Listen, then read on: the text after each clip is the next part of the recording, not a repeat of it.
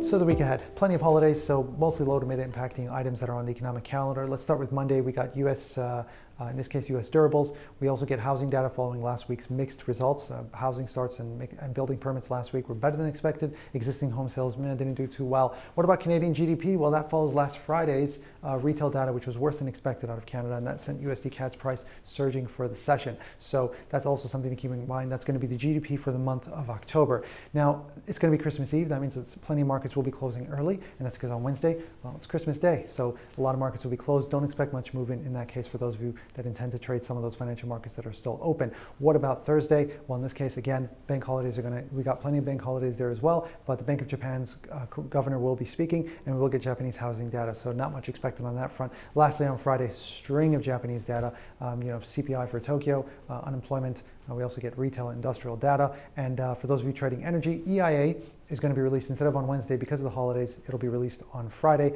followed by Baker Hughes U.S. oil rig count. So in the background, of course, if there are going to be any trade updates with regards to the U.S.-China trade deal or worse than expected items with regards to U.S. and the EU, that's something to keep in mind, as well as for those of you that trade safe haven products or risk-related products, if there are going to be any increased geopolitical tensions on the Korean Peninsula, with plenty of meetings in store this week. That's it from those of us here at IG. Thank you so much for watching. Merry Christmas, Happy New Year's, Happy Holidays, and for those of you that intend to trade this period, happy ticks.